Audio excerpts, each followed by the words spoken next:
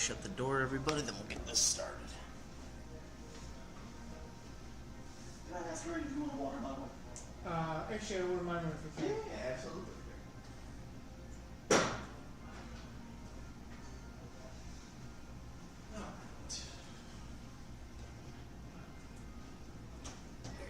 Thank you. Of course. All right, so we're a little early on today's class, but we might as well get started. Welcome, everybody. Today is the second Thursday of the month, which is our intermediate camera class. Pull up the presentation.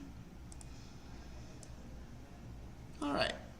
For everybody watching at home, by all means, go ahead and chat. If you have any questions, comments, or concerns, I'll answer them live here on the channel for you. Same thing for anybody watching here in person. If you have anything that you want to know or ask and get a better answer with, just stop me and I'll answer it. Well, my name is Saxon, folks. I teach every camera class here on Thursdays from 5:30 to 7. Last week was our intro class. Today is intermediate. So we're going to go through that in just a moment. But I'd like to take a minute to remind everybody, next week, Thursday, will be the advanced photography class. And then Monday, just to get the date for you, Monday, November 24th is when we will do the Beyond the Traditional Camera. I'll talk a little bit more about that, but because it is Thanksgiving on Thursday this month, we will obviously not be having a camera class. Without further ado, let's jump into this. So, last week we started with the bare minimum. I wanted to go through automatic and the setting of automatic. Reason being is that they created this setting on the camera manufacturer companies, Sony, Nikon, Canon. They created the automatic setting on your camera to help beginners begin, to get off the ground, to start taking photos and feeling confident with their cameras. However, that's not the intended primary use of a camera. It's meant to be controlled, manipulated, to get the best results possible via you, the artist. So going more advanced, whether it's your point-and-shoot DSLR or mirrorless, which we talked about those three last week, going more advanced means that you're using the camera as it's intended to be, which means you're using the camera as a tool. The tool is for you to get whatever the photograph or video is that you're trying to get after. And I'd like to show these two pictures and explain what my version of that really means. So what is the difference between a snapshot and a photograph? I like to think of a snapshot as a quick action. In this case, on the right-hand side of our store, we have an escalator that takes you into our newly developed furniture department. I took this picture on my phone, just a quick picture, just to send to somebody and be like, hey, this is what we got. I didn't take too much time or thought into it. I just wanted to snap the picture. I returned later to take a photograph. So this is my version of a snapshot, something quick, easy, no thought process behind it, click and shoot. And then this is my photograph of it. So this was using one of my cameras that I own, Nikon ZF. I had a 28mm lens on the camera. I was in the manual control, so I manipulated the ISO, the shutter, and the f-stop on there. From there, I played with the white balance of the camera to bring that down a little bit. I played with the exposure compensation, and I played with where the actual light metering was coming from on the camera. That being said, I manipulated the settings on my camera to deliver me something a little bit more not only professional, but just a little bit more colorful or creative. And it's a simple but effective way to take something that might be so simple and boring, like a picture of an escalator with a mural on the ceiling, and touching it up a little bit without editing or Photoshop. This is straight from the camera, what I was able to get via manual control of the camera. While I don't expect everybody to be on this same level in one day, these are the kind of things I want to talk to you guys about today. How do we go from point A to point B? How do we learn to manually use the camera? First step out of all this, like we talked about last week, is learn your camera. I like this slide because 2 years ago when I created this slide, this was a fun one to me because at the time, there were only these cameras for their respective brands. Since then, Canon has about 6 new cameras on the lineup. Nikon has done almost a complete refresh of all their cameras on that lineup. Sony has added on an additional 5.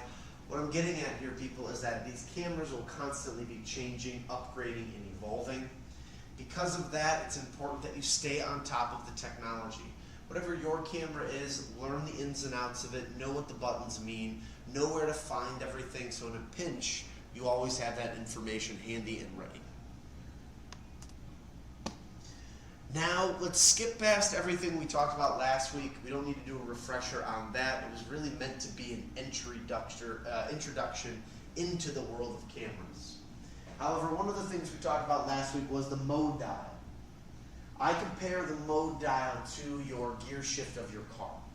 This is your ability to switch between neutral, park, reverse, or what have you. It's the same way you control the guts of the camera. It's the same way you make the camera do what you want it to do. Your next step. So last week I recommended start at automatic. Simplest setting on the camera. The camera does the work for you. You're pointing, you're shooting, you're framing, but really the camera is doing all the heavy lifting on the inside. Program Auto now gives you a little more control.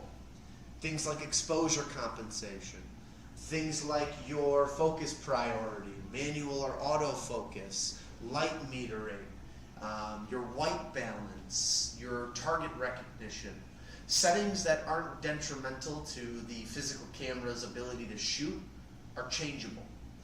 Things like f-stop and shutter are still automatically controlled by the camera, but now this gives you a little more flexibility on playing with color or light or exposure. Now the 3 main ones we're going to talk about today are aperture priority, which is just control of the aperture, shutter priority, which is just the control of the speed of the camera, and then full manual control, which takes all of the things from all the different programs and puts it into one. You're fully in control of all the settings. Now for a lot of people the answer might never be fully manual. The answer for them that works the best might be aperture or shutter priority. Or maybe program auto is all you need to control in order to manipulate the camera. Again, these are all things that you discover, but the main point of last week was we start with automatic and we build this foundation of knowledge so that way we are the best suited for whatever it is that we're trying to take pictures of. Let's start with the exposure triangle. Now some textbooks and classes might make it a triangular symbol where they're showing this on. I think that's a little bit false leading because some people want to try to make it match on all sides of the triangle, but I like the list version better. Exposure triangle talks about 3 main things, and we're going to break down each one of those and what it means exactly. But aperture, shutter, and ISO are our 3 main points that we're going to be looking at today.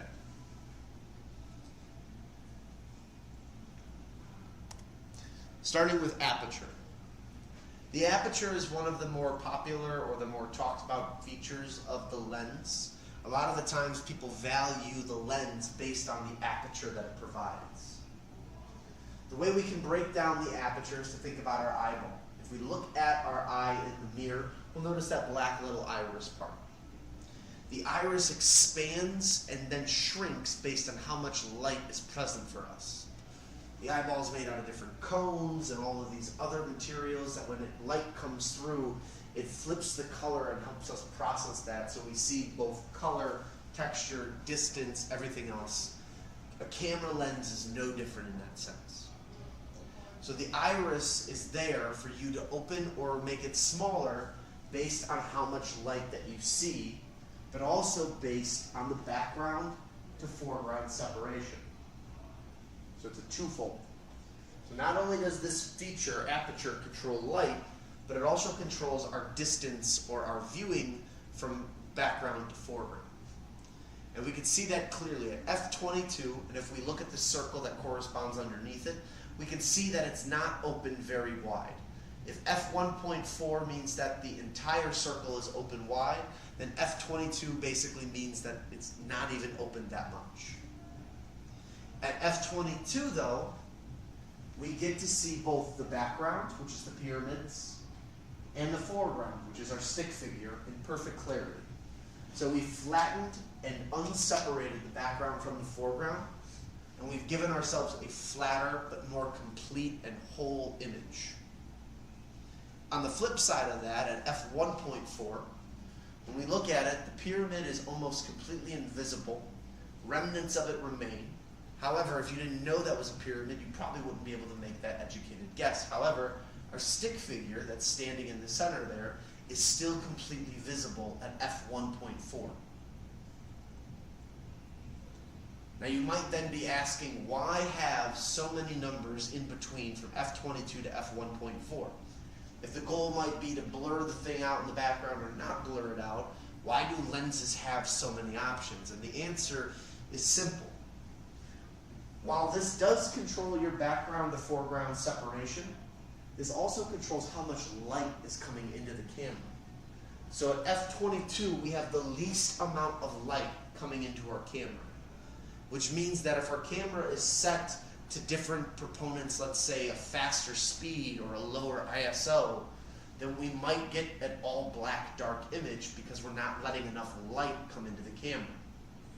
So by having a scale between f22 to f1.4, we as the photographer can keep two things in mind. That's background to foreground separation and how much light we're letting into the camera. Let's simplify that with some images. So we look at the left image, which should pop up on my screen here in just a moment. I clicked it. There we go. All right. My computer is acting a little slow. Sorry, everybody. So if we look at the left image, we can clearly see the right side, the dog's nose. It's in perfect clarity. We can see the bumps. We can see the whiskers, a little bit of snot that's there too. If we look at the background, though, we can still see the dog, but we can't make out the finer details. I look at the collar. You can't tell where the tag of the collar is. You kind of know, but that could be a thing of fur too, the brown fur. Same thing with the eyes. You can see where the dog's eyes are positioned on their head, yet again, you can't really see what direction they're looking in, if it's straight at you, past you, or maybe off to the side a little bit. If we compare that to our chart from the other slide, then this one's probably sitting somewhere at that f8, f5.4. We can clearly tell what's behind the subject in the front, but we can't necessarily make out the finer, crisper details. f11 could even work too in that case, but I think it's blurry enough to be f8 or f5.6 for that background. Now our squirrel on the right-hand side is a different story. Squirrel's in complete focus. A little bit of the branch is in focus too. However, if we look towards the background, we can see that there is nothing there that physically shows us location.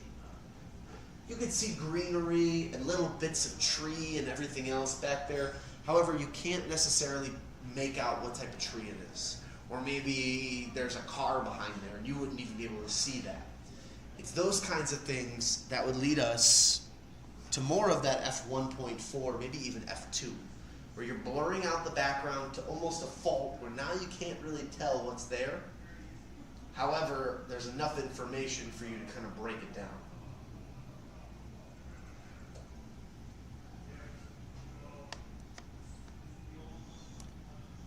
Now again, another image I like to show to kind of illustrate this whole thing is this picture. If we look at the deep side, this would have been shot with an f22.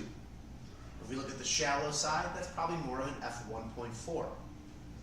Everything we've talked about with keeping the subject matter in the background, both either in complete focus or blurring the background and focusing on the subject matter, that's all there. But the reason I like this image a lot as a learning tool is the dog itself. If we look at the deep side, you can see how much darker the dog is. We're not letting a lot of light into the camera, so we're making up for light with either ISO, shutter, or exposure compensation, yet the dog is still very dark. When we look at the shallow side, we lose the background. We can still tell it's trees, a trail, shrubbery, but look at how much lighter the fur on the dog is. And especially with the dog looking as kind of scraggly as it does, The lighter color fur brings more attention to things like the eyes, the nose, the paw, that sort of thing. So it's important to keep this in mind when you're using aperture.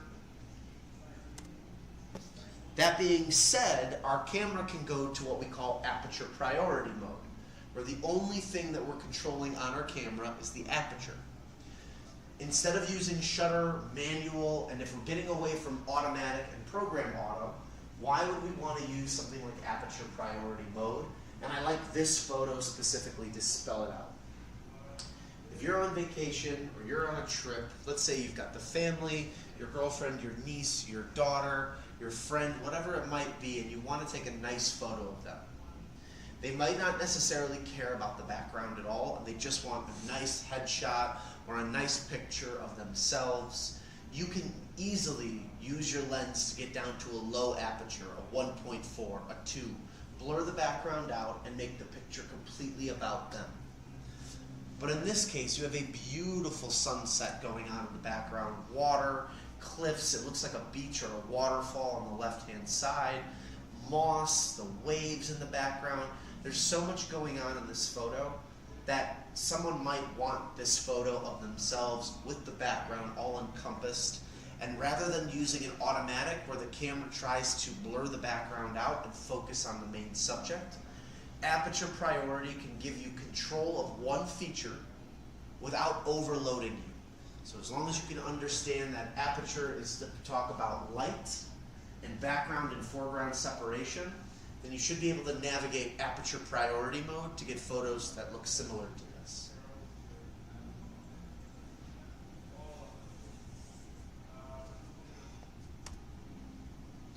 Now we jump to the other side of the coin, shutter speed. For the longest time, the only two things that cameras really cared about was your aperture and your shutter. How long should your exposure be open for? And how wide should your aperture be? And really the reason for that was more for you being able to capture the correct amount of light and get the correct amount of speed in order to capture the image in a still way. It still applies, but the digital age makes that part of photography a lot simpler and easier, as long as you know what you're doing. That's where I try to come in and teach you. Shutter speed is a good example of slowing down objects that are moving. If we look at the stick figures on this board, the way we should be looking at them is that they are walking at a faster pace / jog. So they're jogging along. It might be a race, a 5K, a marathon, and they're jogging. If you were to take out your camera on the automatic setting and take a photo, it might get them blurry. And then because they're in motion, because they're moving, you can't necessarily freeze the frame unless you know how to control the speed. So the way to look at it is that if we take any of these speeds, they all correspond to a second. So 1/500 would be 1/500th of a second, 1/250th of a second, 1/125th of a second, 1/60th, 1/30th, so on and so forth. Slowest speed that you see on the board is ½ a second. Now, the slower we set our shutter for, the more likely we are to get motion blur if the object is moving. The faster we set our shutter speed, the better chance we have of capturing still motion on something that's going faster.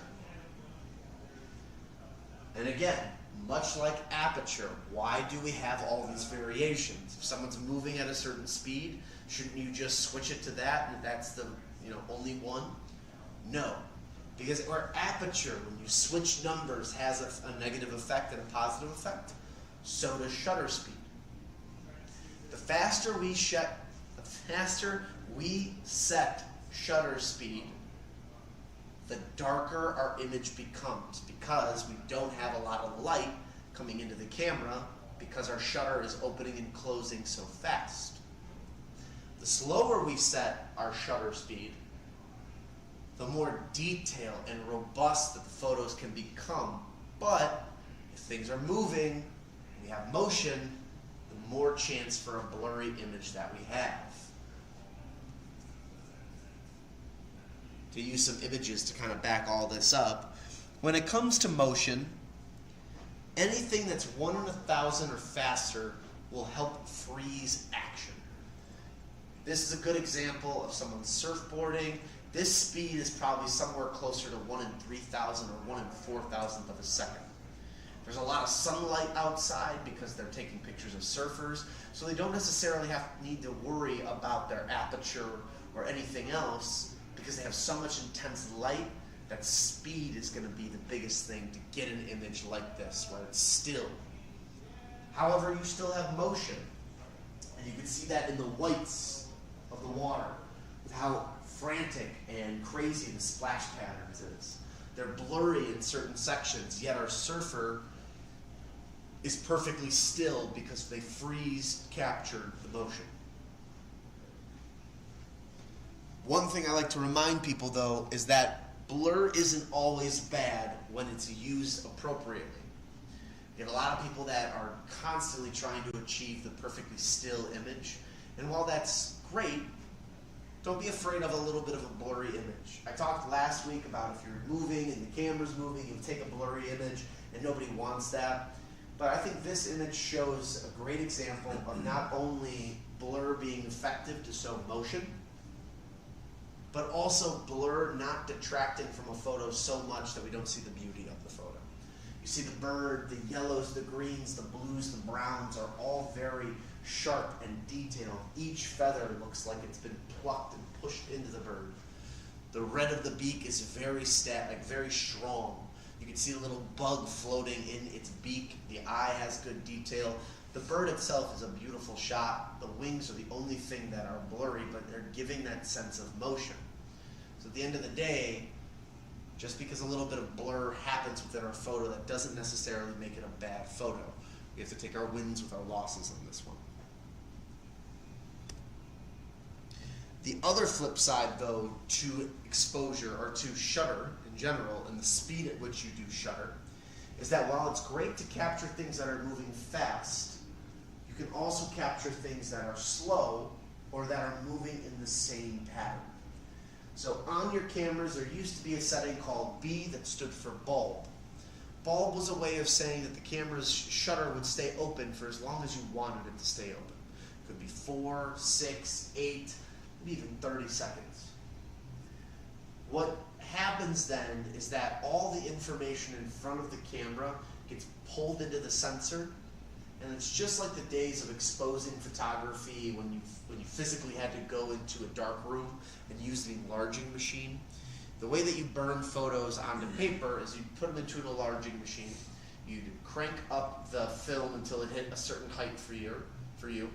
Light would then burn through, hit the film, and that film would hit the piece of paper and burn the image into the paper.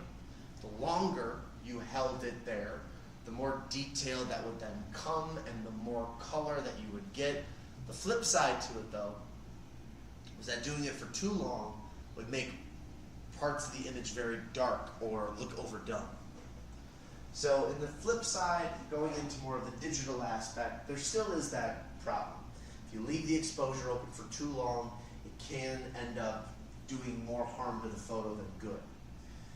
But if you watch a few videos online, understand long exposure photography better, then that'll be your way of learning how to get the perfect image. But for example, an image like this was held open on the shutter for 10 seconds. The ISO was set lower, maybe to a 200 or a 100. There's a lot of sunlight coming from the top, but it still is overcast. From there, though, what's so stagnant and great about this photo is that, or so strong and great about this photo and stagnant, is the green. The fluctuation in color of green, whether it's a dark moss color to some of the lighter green shrubs that are above, to even some of the dead greens that are up there that are browning. You can see all those colors not only vibrantly, but vividly, and they don't bleed into each other. The water also has so much detail. Just like when we were looking at that surfing photo, you can see the whites and the parts of the water that are blurry, because water still is going to fall on an unpredictable path. But where the water fell constantly for 10 seconds, you can see the detail within that structure, and that is the cool part of this. You might see long exposure where they take pictures of traffic as it's moving, and they see the wisps of the lights of the cars. You get that picture when sometimes people do sunsets or sunrises, and you get that full detail in there. There's a lot of things you can do with long exposure, but again, shutter priority is not just about capturing the fastest parts of the speed, it's also about capturing things that are, and to sum all that up so that way we're all on the same page, I like ending with these charts or with these ideas. Shutter speed's main priority is to capture and slow and freeze motion. Main priority. Aperture is your background to foreground separation, making sure you blur out parts you don't want and keep what you do. Shutter is all about slowing down the movement and capturing something in a freeze frame. However, as we then increase our speed to capture our faster moving object, the photo is going to become darker. It's part of it. As we slow it down to either get long exposure or to make the image brighter, we run into blur if they're moving. So there's a catch to either one that we go with. In the same boat that there's a catch with any of the aperture, anything with aperture as well too. So that's why these numbers vary so much within photography, and there's no one right answer when you're shooting. It's the one thing with this control is that it's always going to be meant for you to play with and figure out and use in the field, but there is no one right answer sent to me, and they also were a little frustrated. They're like, my camera's not working, and I had to explain once again that it's not the bat, it's the baseball player. This is a usage of not, or this is a occurrence of not using the product properly. So the usage of the product was not used in the shutter priority or in a manual control. Again, your automatic feature can be great, but if it gets motion that's going and it's trying to fire and figure it out, 80% of the time it'll give you an image that looks something like this. So we simply talked about it. She went back out to her boyfriend's or her son's game for ultimate frisbee. They're doing this in Grant Park in the city, and she finally did get it going. But again, just to show, using something like shutter priority will help you slow the image down and capture speed. It can also be fantastic to get long exposure, but really what we're looking at here is shutter priority by itself should be used when speed and motion and control is needed in the photo. If it's more something about background, foreground, the one aspect of your camera. To tie in everything from the exposure triangle, the last thing to talk about is ISO. Then I'll talk about some of those other features I talked about with the snapshot versus photograph. But the best way to look at ISO, for any of you that bought film back in the day, film would have a certain number on there. It would say Kodak 400, Ilford 100, Kodak Gold 300 or 800. Basically, what that was standing for was ISO. And the ISO, or ISO as some people call it, has a longer name. I'm not a scientist, so I'm not going to tell you what that is because I don't even remember. But the ISO stands for the sensitivity that your camera's sensor has towards the light. I'm fortunate enough, I own a few mirrorless cameras. The camera sensor is directly in the camera, and I don't need to pull a mirror out to see it. But that camera sensor basically is sensitive towards light, and that's how this works, right? Light comes through the lens, hits my sensor. My sensor is then able to use that information to process the image either on the screen or in the viewfinder or save it to the memory card. That being said, on the camera, I'm able to dictate how sensitive my sensor will be to light. And they label it by doubling the number every time. So 100, 200, 400, 800, it would then jump to 16, 24, 4800, and so on and so forth. And what ISO is doing is it's making the sensor more and more sensitive towards light. You look at this image with the same four pictures, or it's the same image 4 times. Same shutter, same aperture, but different ISO, and you can see how different each photo looks as you then change it. 100 is dark, gloomy. 800 shows the colors of the skyline so well. 200 does a decent job, it's still muted, I would say more dramatic. 400 brightens up the sky, but not nearly as much as 800. These are the types of things that if you can control ISO, you can bring more information into that image by simply lightening or darkening, or to over-explain it, by changing the sensor's sensitivity towards light. Another example, same shutter, same aperture, but 5 different ISOs to help dial in this shot of the rainbow.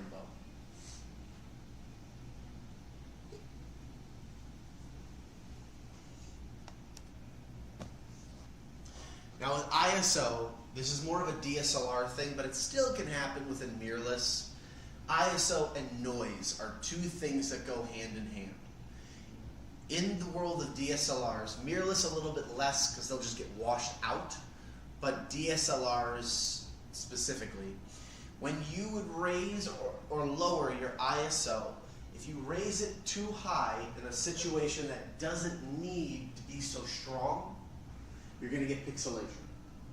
You're going to get areas that we call noise. And noise is a nightmare for most photographers because once it's on the image, the only way it can come off is if you take another picture and lower the ISO. There's really no fixing this in post. You can, there are AI and other technology that you can use to do it. However, without trying to get around, or with getting around all of that, it's simpler to just lower your ISO to an appropriate number based on the light that you see. That being said, if this is too much and overly complicated for you, one of the things that I like to talk about is the auto ISO. If you're working in full manual, aperture, shutter, or even the program automatic setting on your camera, you can set ISO to auto or disable it and control it manually yourself. Now, my personal favorite experience to share with auto ISO was I had a mother come in who was getting ready to take pictures for her son's prom. He was going to take pictures both at a friend's house, and then they were going to go by this water fountain place and get another photo. So she was going to be indoors and outdoors taking pictures. She had to drive everybody. She was also like organizing all the photos. She really didn't have time to play with the settings of her camera in between both of her shoots, driving everywhere and doing everything that she had to do. So she asked me, what settings do I recommend for what she's up to? And I really led heavily with automatic ISO. The camera nowadays is such a smart device, and it does a really, really amazing job of recognizing what light is available, categorizing that, and giving you the best outcome possible. You mix in the control of the shutter or the aperture with the auto ISO, and you're going to get fantastic photos, better than what you would get in automatic. Will they be better than something in manual? Not necessarily, but they can be. But again, if you're not a fan of controlling ISO, which I also can contest, I'm not the biggest fan of controlling it myself. Every once in a while I set it, but I'd say 90% of my photography I'm using auto ISO. I feel like the camera is smart enough to do the work for me. Indoor or studio shoots, that's usually where I change my tune a little bit, because I'm indoors, controlled environment, I'm going to set my camera in a different way. So, long story short, if you're taking photos inside, outside, all over the place, and you don't want to putz around with changing the ISO, auto ISO is fantastic, and I'd highly recommend it. So what they're doing when they're doing like a photo shoot and they got the, like a light meter? Yes, a lot of the times they're using that light meter, and people still do. I have a friend of mine who he actually has an attachment for the top of his camera. He'll hook his phone on there and then use that as a light reader. He got an app to do it. But that's what they're doing, is they're metering to see what the meter basically tells them to do for aperture, shutter, and ISO. From there, then a lot of those light meters can get smart where it says, okay, I'm going to set what my aperture is and my shutter is on this reader, and that's where it'll tell you what the ISO is, or the exposure compensation. But for the most part, ISO, and that's exactly what that is. Just to sum everything up so we have a nice jumping off point before I get into some other settings, here's what we've just reviewed. Starting with aperture. Aperture is on a scale. It can go as high as f32, f22, all the way down to f1.2. Aperture works in the way of background to foreground separation. The lower the number is, the more of the background you're blurring out and the more of the foreground you're focused on. The higher the number is, the more of both that you're going to see, the background and the foreground. Things to be aware of, though, is that as you're doing this, you're controlling how much light is coming into the camera. The larger the number, so the closer to f16 we are in this case, the darker the image can appear. The smaller the aperture, so like f1.4, the lighter the image can appear. On the flip side of that, shutter works in a similar manner, but let's reverse it. The larger the number, so shutter is controlling the ability to freeze an image, to capture something that's moving in a full unused or unadulterated frame. The faster we set our shutter speed, the more time or chance we have of capturing motion still. The slower we set our shutter, the more chance that we're going to get blur on our image. But, similar to aperture, the faster the speed goes, the darker the image gets because we don't give the camera sensor enough time to pick up light. The slower we go, the more chance we have for things to blur, but the more information our camera takes in.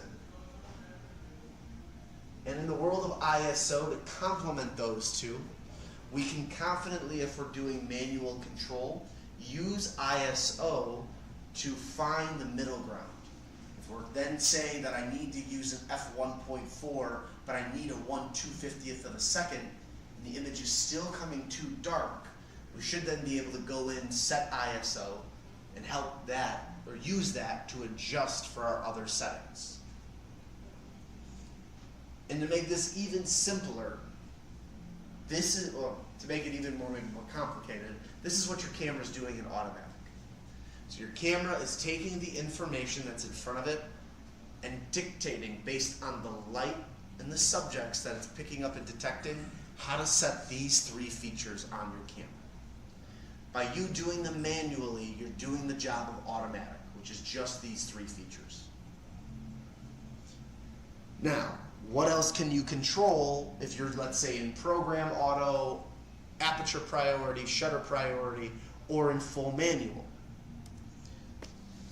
One of the first things is exposure compensation. On your camera, you should have what's called an exposure meter. Typically, it looks like this, or it'll have a plus and minus symbol on your camera. Positive numbers will raise the exposure, making it brighter. Negative numbers will lower the exposure, making it darker. Think about exposure as, instead of it being ISO, you're taking the overall light and exposing your photo to more of it or less of it. ISO plays with the sensitivity. The exposure plays with how much light it's fully letting in. Most cameras will start at 0. From there, then you can raise or lower it based on your own preferences. But this is a great thing to play with if you've already updated all your other things.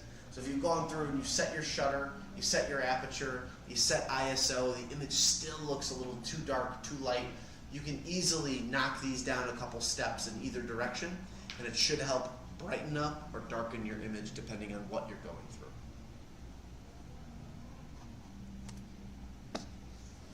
Light metering. This one seems silly, but I like to talk about a painter named Caravaggio as I explain this. Caravaggio was a very, very famous and well-known painter. He was a rebel, escaped death a bunch of times. His whole story, he's got beautiful paintings in the Louvre and all over the world. But what made Caravaggio so special and unique was that light that he was painting in his paintings would come from one source. He was well known for that. He would paint a candle on the table, and the light from that candle would be the only thing radiating. You'd see half of a person's face. You'd see almost a true movie quality scene within his paintings. Light metering is doing something similar to that. It's taking the light from one location and channeling that through your photo. And this usually brings out more contrast, gloom or doom within the photo, but it also really just helps with overall light distribution and can make our photos edgier or more lighthearted. Multi is typically what your camera's automatically set to, and I have a chart of all the different brands and what they do. But multi looks at lights from all points of the sensor. So this isn't you setting it and it, picking up from the middle or from the side. This takes from all parts of your image sensor. The center is going to look at the middle and anything radiating from it. So again, like a candle light. And then spot is only from the center portion of the center. Or from the center. Then lastly, Sony and Canon have a couple extra ones. Entire screen average, where instead of it being multi and the light can come from anything, it'll take the total amount of light that it sees and puts it into a mathematical average. And then partial, which for Canon basically means that you could do half or up or down or just the middle section. Gives you a little bit more flexibility when playing.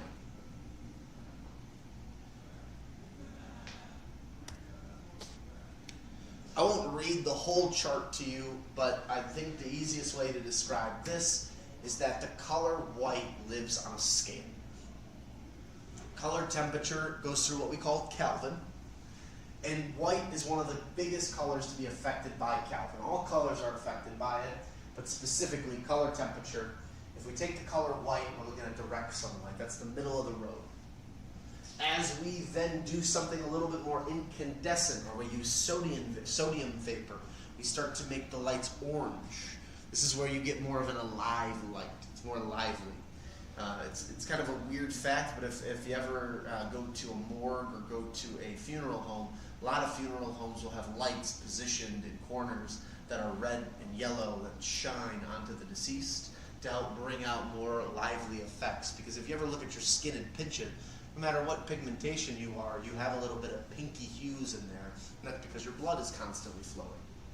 When you die, or when things go cold, or they die, they go lighter. They go into the lighter Kelvin scale, because now things are being taken away. Light is dissipating. So now shade occurs. Fluorescent daylight bulbs, overcast or cloudy natures. Your camera is automatically set to do auto white balance, meaning that the image sensor not only reads the strength of the light for the ISO, but it also reads exactly what Kelvin temperature the light it sees in front of it is. There then turns it into the proper tone for your photo. Some people, though, want to manipulate and control that, and you can do those exact things. You can also set something like the pre, where instead of it being something that is made in the camera, you can set a custom or like hand-picked white balance to do.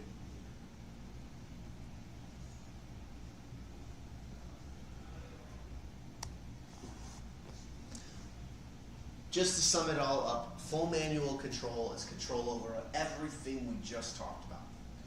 But if you're not controlling everything I just told you about, and you just want to do aperture and shutter, then that is full manual in a whole. That's your main two controls. ISO can be set to auto. Your white balance can be set to auto.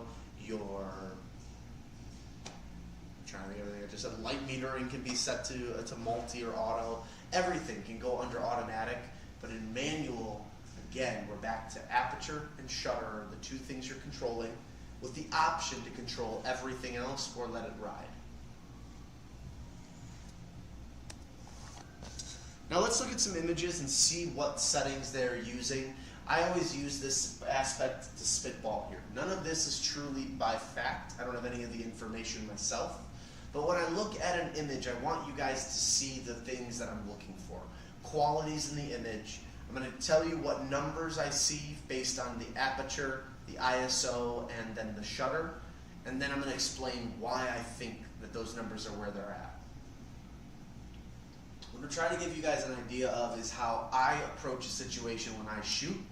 I'm currently in an aperture priority mode on my current camera right now, but when I am in full manual, This is the way that I evaluate situations to figure out what my starting numbers will be.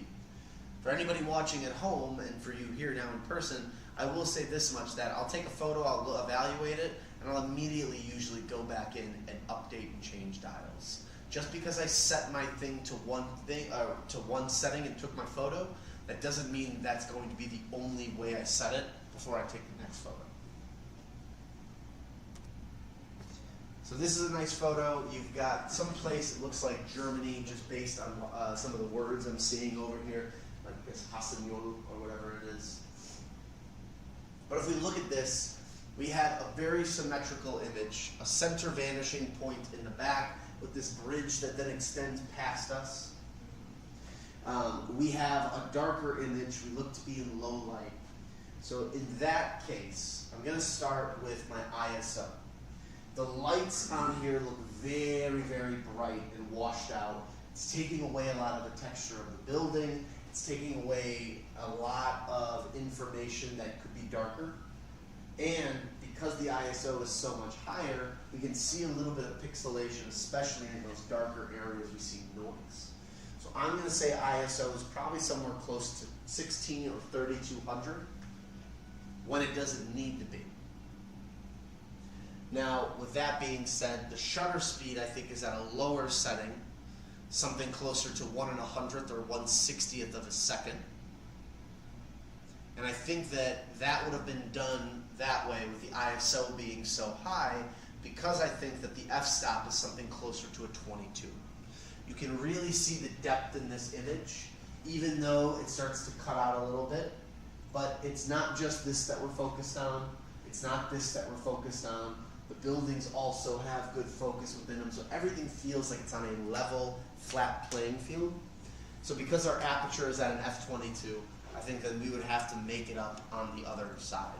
So 1600 to 3200 on the ISO, and shutter I think is slow, and maybe 1/60th or 1/30th even maybe of a second, but 1/100th or lower for sure.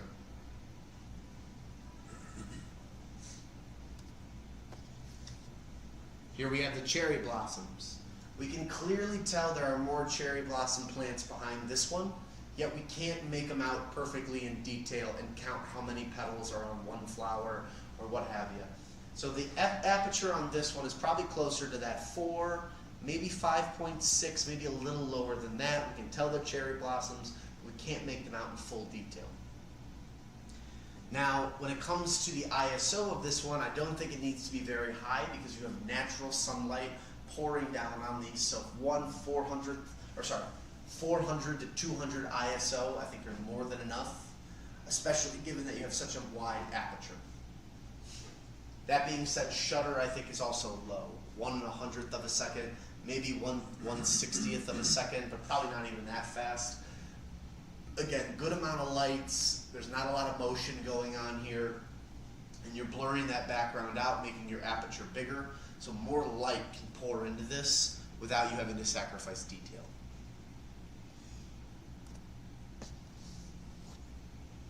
Here we have 2 firemen, one is stacked on top of the other, it looks like they're walking, or they're just taking a dramatic photo of some kind. If we keep that in mind, let's start with aperture. We can clearly tell that's another fireman behind them. The shape of the helmet, the walkie-talkie on the chest, the way the strap comes down, it all looks similar, yet we can't make out the guy's details.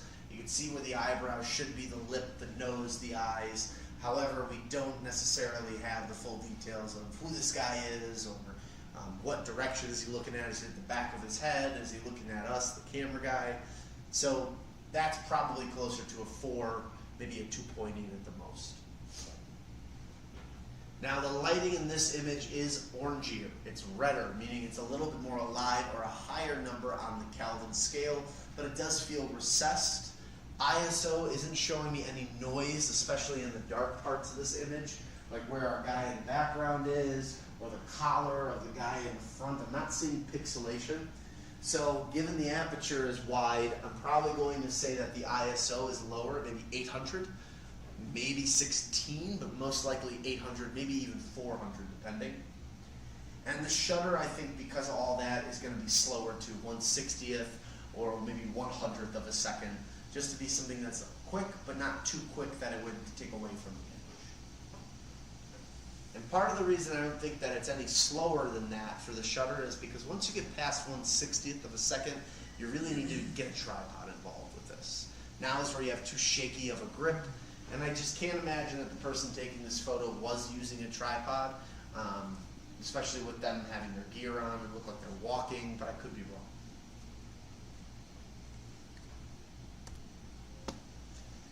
Here we've got the ram's head. The ram is beautiful. The horns have so much detail. There's this blue that's radiating off of it. The texture of the fur is gorgeous. Aperture-wise, though, we don't see a background very well, but we can tell that it's probably snow, shrubs, a stump maybe, or mud. So I would probably put that a little higher, 5.6, maybe 6 at the aperture, maybe even a little lower at 4. Not a very bright photo, but given that it's kind of middle of the plane for the aperture, I think ISO is going to be closer to 1600 at this point.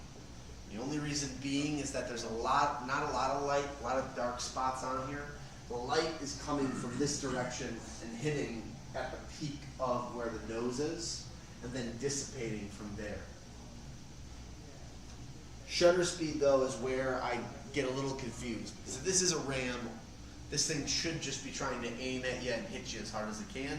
Probably going to be taking this photo fast, so shutter would be fast. However, I think this is more of an exhibit that's at like a field museum or a natural history museum. That being the case, I'd say 1/100th or 1/60th of a second if it's not moving. If it is moving, you're probably at 500th or faster, just to make sure you're capturing this thing in a still frame.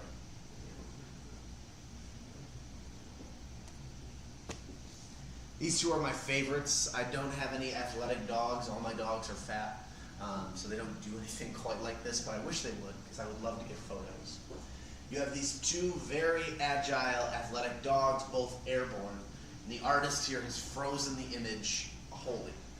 Now, I'll say it right off the bat, speeds on both of these photos are 1 in 1,000 and faster.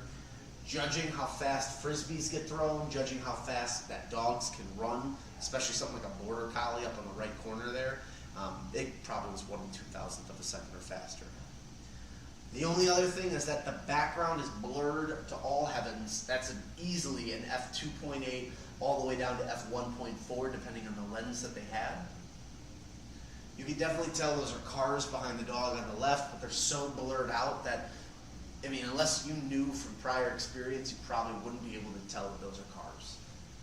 And then as far as ISO goes, you can see the sunlight beaming on these dogs. Their shadows are clear in the grass. So these dogs, while booking it, have a lot of light coming in from the aperture. So that being said, 800 I would say is the maximum. And the only reason I even put it that high is to make up for the speed at which we're using the camera at. The lens might be wide open with the aperture, but we're moving the camera so fast that we probably want to have the ISO turned up a little bit stronger to give us more information.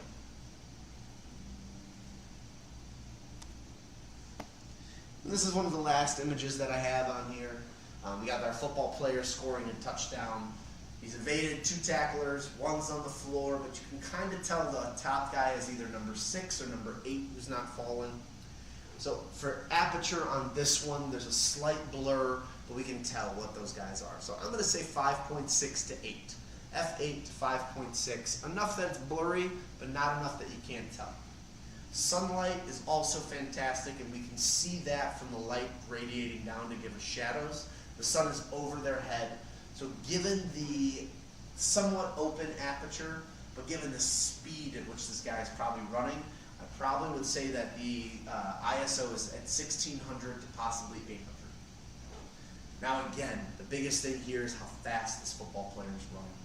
That can be anywhere from 1 in 1,000, depending on where he was, all the way up to 1 in 2,000, again, depending on the speed of the runner.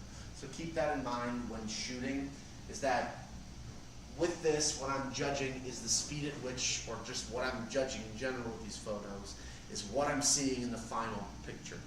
I'm piecing together all of the little information bits that are shown to me.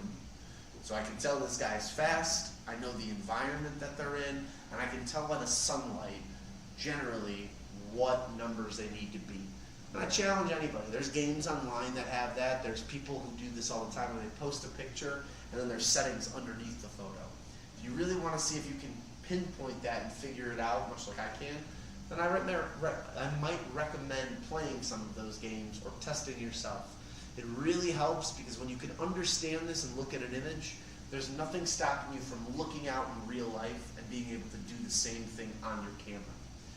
There is no one answer for any of these settings, no one answer for any of the formulas. It all comes down to experience and muscle memory. The more you do it, the more you're going to know how to set your camera to get a shot like this. Once again, learning your camera is only the start. Anyone can learn to use a camera. My grandmother just turned 78 this year. She has a camera. I've taught her everything under the sun. For a minute there, she knew more than I did. She stopped using it for a couple weeks. Now she's back down to square one. It's not overnight, people, that we can just pick this information up and do it. I've been shooting a camera for over 20 years now, and I'm still getting to points where I learn something new, or I forget what I'm doing, or I have to go back and reteach myself something so that I can do it effectively or appropriately. So again, learning your camera is only the start. Anyone can learn to use a camera. You got to go out and actually put it to work. These are my top 5 best accessories that cost you either a little or a lot. Practice. That should cost you absolutely nothing. Take your camera out. Take photos of it. One of the things I recommend to customers all the time, you buy a new lens, set up a still life on your dining room table, put lights at all different angles, put something shiny, something matte, something that's very white, something that's very dark. Play with the aperture, the shutter, the ISO. Feel comfortable knowing that you've experimented with your product enough to know it backwards and forwards. Keep taking classes. I have 2 more classes for this month. Then we repeat the class cycle every month to give people another chance if they didn't see me before. But I'm one resource. There are thousands of camera classes that are free online, that you could pay for in person, that you could really get into. YouTube is the #1 thing in my life, and I think it should be everyone's. If you can't learn it and figure it out on YouTube, then you probably should just burn it down or hire a professional at that point. YouTube teaches you everything. I had to redo a bathroom the other day. I'd never plumbed in my life. I never ran electricity. I figured it all out within a week. My house is still standing too. Workshops, that's another really good one. There are a lot of people out there that will do these cool workshops where they'll find out a photographer's coming into town, and for $60 for 2 nights they can go and learn how the photographer's approaching a subject matter. I learned a little bit about one that they run in Arizona, this really well-known photographer who takes pictures of wildlife and cactuses specifically, ran a workshop that this guy was going to go to where for a week he stayed on this ranch, and that's all they did was take desert photos, but they didn't set up, like props or do anything. They would walk to cactuses and take pictures of how it would hit the light or the bugs and things around it, and it was really cool. And in that same last boat, travel. If you're going anywhere with your camera, I don't care if it's mom and pa's for Thanksgiving or if you're going next door to see your neighbor for something, bring your camera. It might seem silly, but pictures mean the world to a lot of people. And also, too, taking photos not only makes you better at what you're into, but it also helps preserve memories. I just finished going through all my photos from Spain that I had a few weeks ago when I was just there.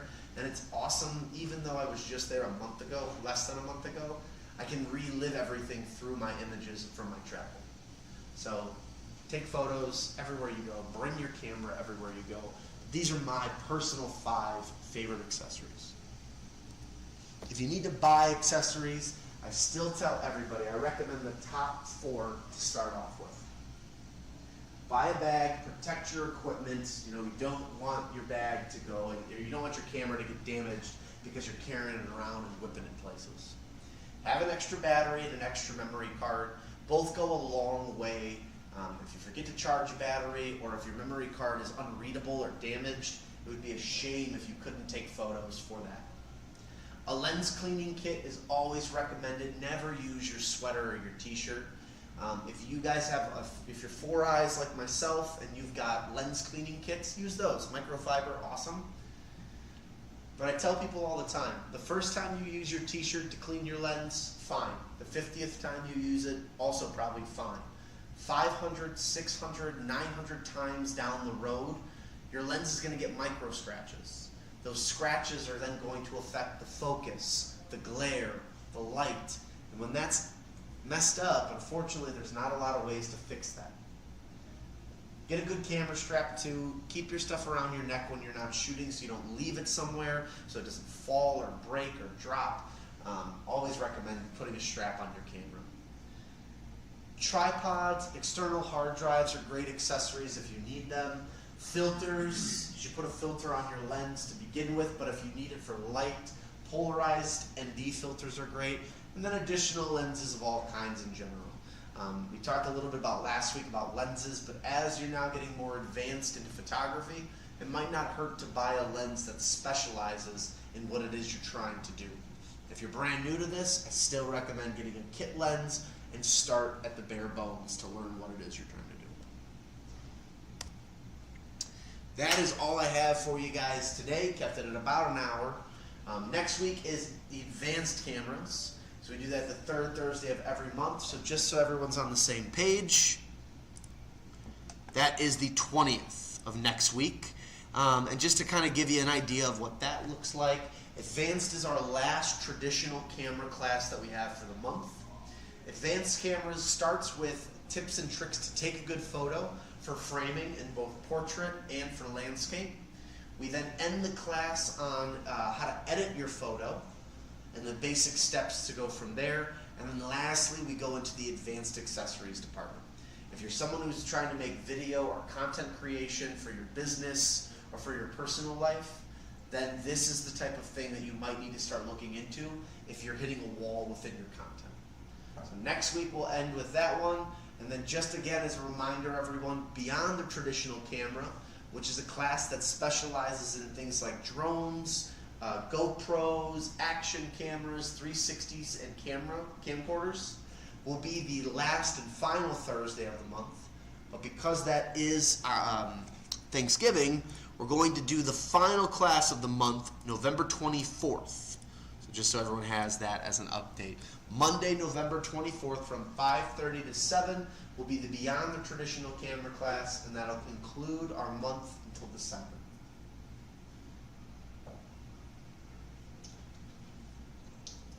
And that's all I got for you guys. Let me pop the door open so it's there. If anyone has any questions for me, feel free to chat and ask questions in the on the computer there. If you've got any questions for me, feel free to pick my brain. No, this is a good one. Yeah, thank you. A lot of information. This one is the jam-packed class of the bunch. The intro class is really meant to just, I don't want to dog people too much and give them so much info that they're like, oh God. But even this was good. It was 4 main things. Yeah. You know. Yeah. For the most part, every camera does the same thing. And it's a hard thing to tell customers because they don't tend to believe me. But every brand specializes in what makes that brand unique, and that's awesome. Those are things that we can look up and I can help you learn together if I don't know them already. But this is the type of stuff where it's like, if you can learn this, then you can pick up any camera and hopefully figure out whether or not it's a good camera for you, but you know how to use it. It's like a guitar. It's like if you know how to play the guitar and you pick up any guitar, you know how to play that guitar. Now it just comes down to feel and what you're getting out of it. And I think cameras are no different. Once you know how to shoot, you're good. It makes sense. It's just you describing it and talking about, like, oh yeah, well if it's sunny, then you got to turn that down, or if it's dark, yeah. And then the kicker of that always when it comes to the manual control is that, and it hits me every time, I set everything up, I think about it so hard, then I go to shoot and I'm like, oh crap, it still doesn't look right. And now I'm back at the dials and changing stuff, so yeah. Yeah, definitely to practice, because otherwise, depending on what you're shooting, of course, because if you're waiting for the moment that you're trying to capture, that's a little too late, because if you miss it, right. Exactly, if you miss it and you don't know your settings, I just picked up this lens before I went on my vacation, and I kid you not, I had 20 items on a table. I set like 2 tripods up, and I moved the camera from one location to the other. My girlfriend got home and she looked at me and she was like, are you okay? I'm like, I'm not selling any of this stuff. No, I'm not. And she goes, well, you could. I'm like, no, I'm just trying to figure out how to use this lens. It's silly, but it does work. So. It's very important. Thank you Good very stuff. much. Anytime. I'll see you next week.